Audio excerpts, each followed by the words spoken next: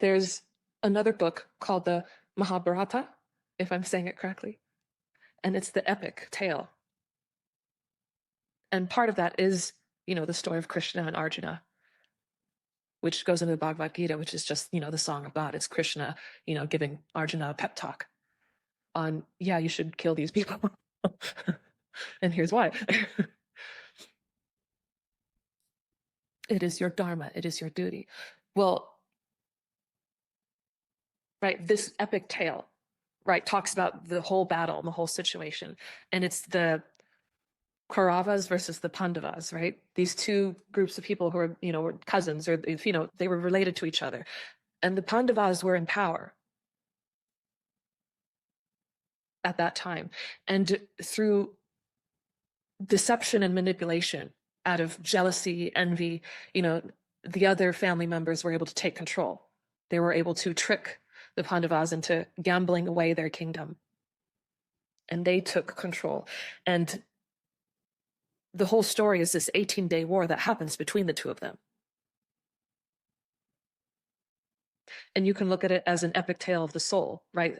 The unconscious soul seeking unconsciously, its own enlightenment, its own awakening. And the Pandavas are the side of the Dharma. They fight for the Dharma, for the truth. And the Kauravas, they might not be all bad people, but they're ultimately on the wrong side, you could say. The side that goes against the Dharma.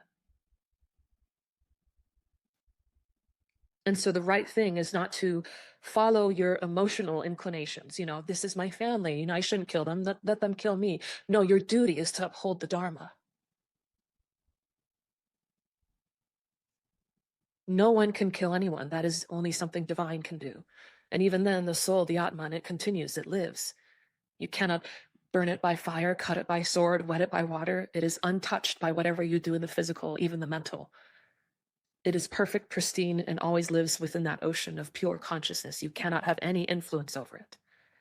And the decision for that soul to separate from the illusion of the body, of the individual, is not something that's in your power. That's in God's authority and God's power.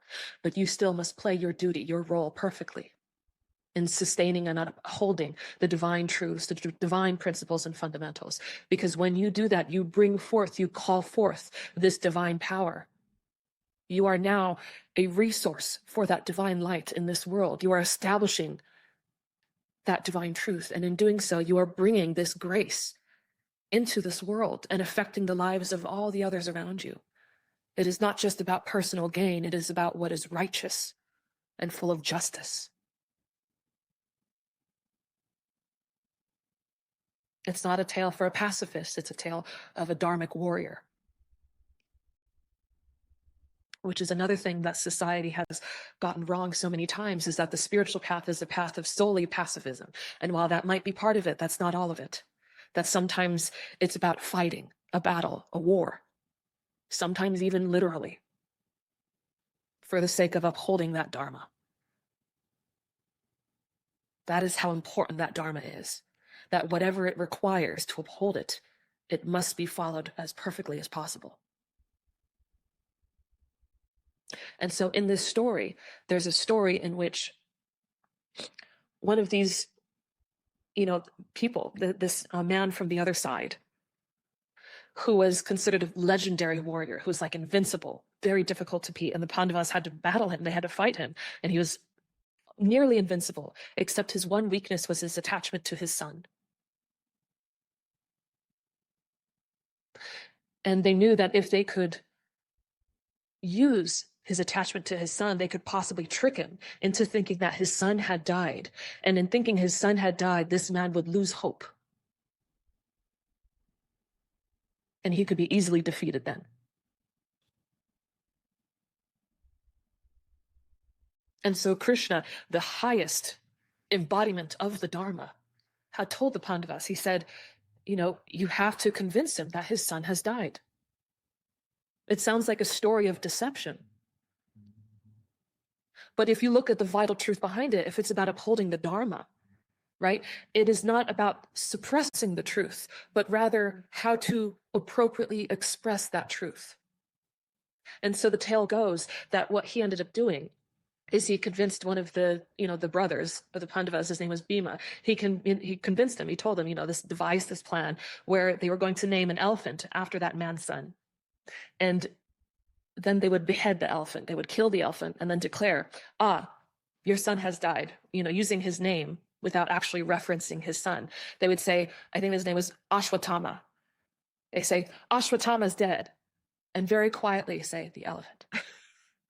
But enough so that he would not hear them say the elephant. Because one of the brothers, his name was Yudhishthira, and he was, very honest man. And he was a little uncomfortable with lying to the man, lying to, this warrior and saying your son has died. So they found a way for him to still tell the truth, but the expression of that truth was enough to uphold the Dharma still. So Bhima killed the elephant. He said, Ashwatthama is dead. And the warrior said, what? And he didn't believe him initially. So he went to this other man, this man that he knew would speak the truth. And he said, Ashwatthama is dead, the elephant. And he was so devastated, so caught up in his emotions, and he didn't hear the quiet voice saying the elephant, that he fell down, he relinquished his sword, and they beheaded him. And it was a vital turning point in the battle.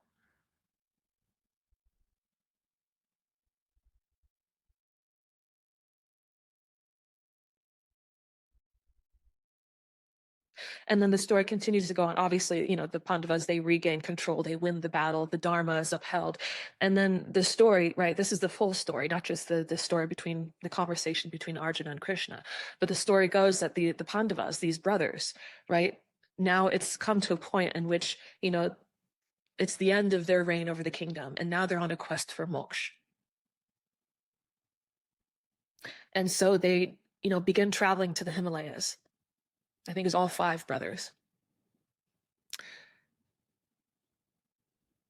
And during their travels, seeking heaven, eventually these brothers fall off one by one. Even Arjuna. Each one of them, dies on the path to heaven. And they die for different reasons. One of them, died because they, loved one of the brothers more than the others. One of them died because they, were full of pride. Another one dies because they were full of gluttony. One of them thought, Arjuna thought that, nothing could defeat him, that he was, invincible, all powerful, kind of little prideful there. And that's what caused his defeat in the end. All of them, just different qualities of the ego, really. But what the story is symbolic of is that each one of the brothers, or each one of the siblings, is a different layer of the ego that's shed on the way to moksha. Pride, gluttony, fear, So all that's left is the final, honest brother, Yudhishthira, sorry.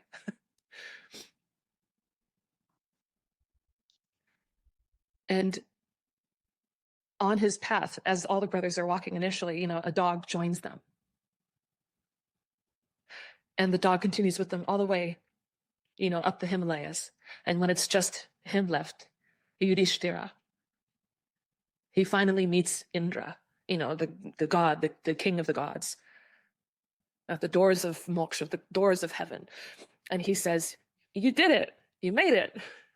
You have attained. You are welcome to heaven in your living form. You don't have to die to go to heaven. It's like you can live and be in heaven now. He's like, all of your brothers, all your siblings, they had to die to reach moksha, but you are the one that made it while alive in this body. And you can be the first living being to enter heaven. He says, on one condition, you can't bring the dog with you. And him seeing this and realizing he couldn't bring the dog with him, he was like, but this dog has been loyal to me. This dog has trusted me and followed me all along this path. We've been a team. We've worked together. He's like, I will not go to a heaven that will not allow me, that will cause me to be disloyal to someone who has been so loyal to me in return. So in the face of losing his chances of heaven, he says no. And in the moment he says no, that he can't betray this dog, this being that has been so loyal and followed him to the very ends of the earth, immediately that dog transforms and turns into the god of Dharma. And they declared this was your final test. To enter into moksha, to enter into heaven, was to see if you would uphold the Dharma, if the Dharma was more important to you than heaven itself. And he succeeded. He was victor over that final trial. And so he goes into heaven, and immediately when he goes into heaven, he sees one of the warriors from the opposite party, on a throne there, enjoying the bliss and ecstasy of heaven, someone who is following adharmic principles, going against the Dharma, fighting on the unrighteous side of the battle. And he saw that, and he didn't see any of his siblings there. All of these men who fought and strived to uphold the Dharma, to uphold justice and righteousness and truth, who made sacrifices emotionally, mentally, physically in order to uphold the truth. And he saw instead this man was there on the throne. And he said, why is he here? Where are my brothers? Where are my siblings? And Indra told him, oh, they're in hell. And he's like, what? They're in hell? But I made it to heaven, but my brothers, my siblings are in hell who fought this battle for truth and justice? And even though he had a chance to enjoy that bliss of heaven, that ecstasy, he said, no, show me my brothers. Prove to me they're in hell. I don't believe you. And so he took him down. I said, bring me to hell. And he showed him hell and showed his brothers there suffering and pain and agony. And he said, let me stay here with them. He denied heaven, that bliss and that ecstasy, to stay with his companions in Dharma. Because in his mind, he could not live in a heaven that did not uphold those divine principles. Even heaven itself, even the bliss, the ecstasy of that personal enlightenment, that personal gain, that final desire, he could not live that. He said, I will deny heaven if the Dharma is not there. I will sacrifice even that for the Dharma. And upon that decision, the illusion of hell disappeared. And he found that, that man who was on the throne, he disappeared as well. And instead he saw all of his brothers, all of his siblings there with him, enjoying heaven. It was just another illusion, another trial.